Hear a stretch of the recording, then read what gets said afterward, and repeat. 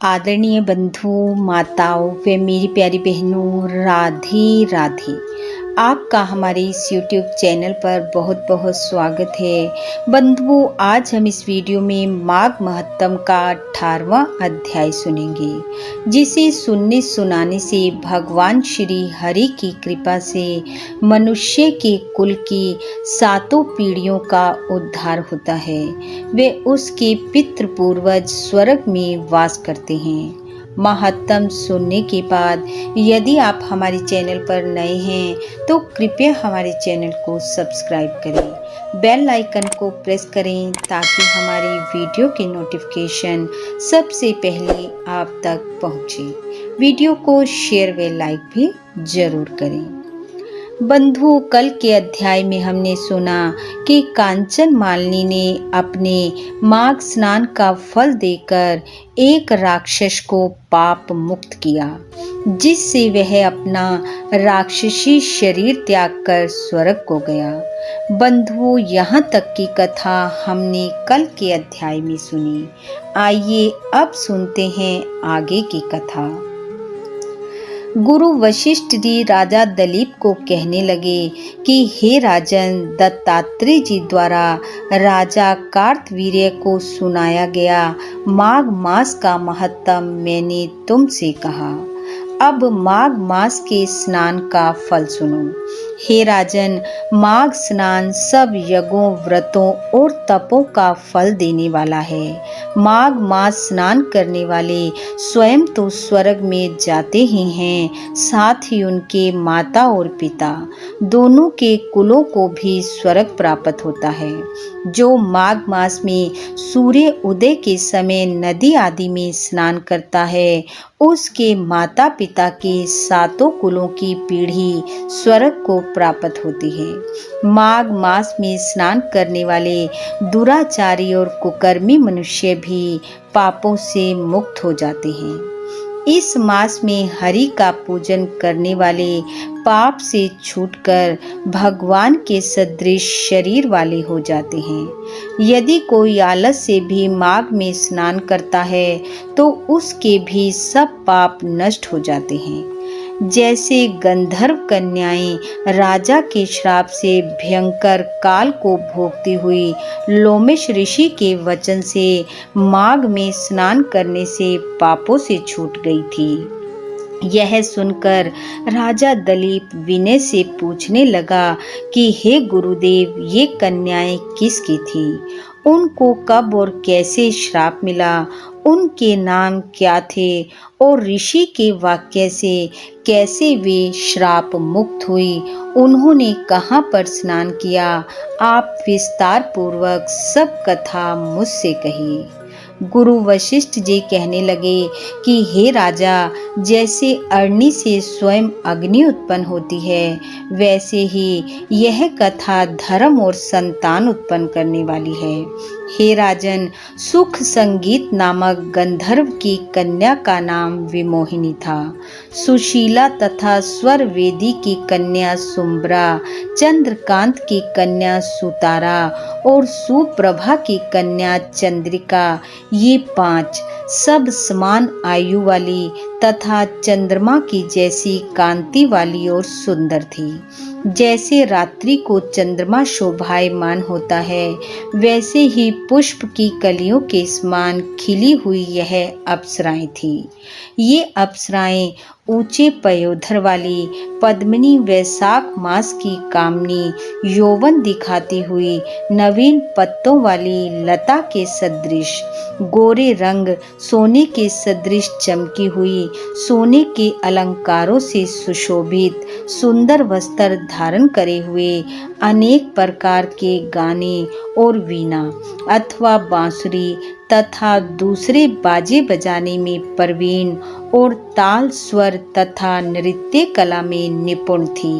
इस प्रकार ये कन्याएं क्रीड़ा करती हुई कुबेर के स्थान में विचरती थी। एक समय कौतुकवश माघ मास में एक वन से दूसरे वन में विचरती हुई मंदिर के पुष्प तोड़कर सरोवर पर गौरी पूजा के लिए गई। स्वच्छ जल के सरोवर में स्नान करके वस्त्र धारण कर मौन हो बालू मिट्टी की गौरी बनाकर चंदन, कपूर, कुमकुम और सुंदर कमलों से उपचार सहित पूजन करके ये पांचों कन्याएं ताल नृत्य करने लगी। फिर ऊंचे गंधर्व स्वर में सुंदर गीत गाने लगी। जब ये कन्याएं गाने और नाचने में लीन थी तो उस अच्छोद नामक उत्तम तीर्थ में वेद निधि नाम के मुनि के पुत्र अग्निप ऋषि स्नान को आए। वह युवा ऋषि सुंदर मुख, कमल सदृश नयन, विशाल छाती, सुंदर भुजाओं वाला दूसरे कामदेव के समान था। शिखा सहित दंड लिए, मृग चरम ओढ़े, यज्ञोपवीत धारण किए हुए था। उसको देखकर पांचों कन्याएं मुग्ध हो गई और उसका रूप और यौवन देखकर कामदेव से पीड़ित हो देखो देखो ऐसा कहती हुई उस ब्राह्मण के चित्त में कामदेव का डर उत्पन्न करने लगी और आपस में विचार करने लगी कि यह कौन है। रति रहित होने से कामदेव नहीं है, एक होने से अश्विनी कुमार नहीं है। यह कोई गंधर्व, किन्नर या काम रूप धारण कर कोई सिद्ध पुरुष या किसी ऋषि का श्रेष्ठ पुत्र या मनुष्य है। वह बोली, कोई भी हो, ब्रह्मा जी ने इसको हमारे लिए बनाया है। जैसे पूर्व कर्म के प्रभाव से संपत्ति प्राप्त होती है, वैसे ही गौरी जी ने हम कुमारियों के लिए श्रेष्ठ वर दिया है और आपस में यह तुम्हारा वर है या मेरा अथवा सबका, ऐसा कहने लगी। जिस समय उस ऋषि पुत्र ने अपनी मध्याह्न की क्रिया करके ऐसे वचन सुने तो वह सोचने लगा कि यह तो बड़ी समस्या उत्पन्न हो गई। ब्रह्मा, विष्णु, महेश आदि देवता तथा बड़े योगेश्वर भी स्त्रियों के भ्रम जाल में मोहित हो गए हैं। इनके तीक्ष्ण बाणों से किसका मन रूपी हिरण घायल नहीं हो सकता। जब तक नीति और बुद्धि रहती है तब तक पाप से भय रहता है। जब तक तप की गंभीरता रहती है और यम विधि का पालन होता है तब तक मनुष्य स्त्रियों के काम रूपी बाणों से बिंधा नहीं जाता। ये मुझे उन्मत्त और मुग्ध कर रही हैं। किन गुणों से धर्म की रक्षा हो सकती है। शुद्ध बुद्धि वाले महात्माओं ने स्त्रियों के पास रहना कष्ट कारक कहा है। सो जब तक यह मेरे पास आवे मुझे घर चले जाना चाहिए। अतः जब तक वह उसके पास आई वह योग बल से अंतर ध्यान हो गया।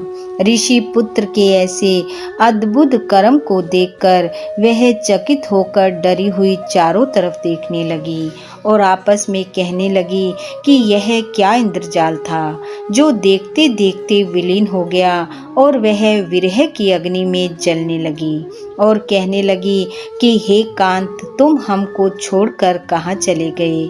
क्या तुमको ब्रह्मा ने हमको विरह रूपी अग्नि में जलाने के लिए बनाया था। क्या तुम्हारा चित्त दया रहित है जो हमारा चित्त दुखाकर चले गए। क्या तुमको हमारा विश्वास नहीं। क्या तुम कोई मायावी हो। बिना किसी अपराध के हम लोगों पर क्यों क्रोध करते हो। हम तुम्हारे बिना कहीं नहीं जाएंगी। जहाँ पर आप गए हो हमें शीघ्र ही ले चलो। हमारा संताप हरो और हमको दर्शन दो। दया करो, सज्जन लोग किसी का नाश नहीं देखते। इस प्रकार वह पांचों कन्याएं उच्च स्वर में विलाप करने लगी। इति माघ महत्तम 18वां अध्याय समाप्त। बोलो विष्णु भगवान की जय। बंधु, भगवान श्री हरि की कृपा आप व आपके परिवार पर सदैव बनी रहे। आपका घर आंगन खुशियों से महकता रहे। इन्हीं शुभकामनाओं के साथ आप सबका बहुत बहुत धन्यवाद। राधे राधे।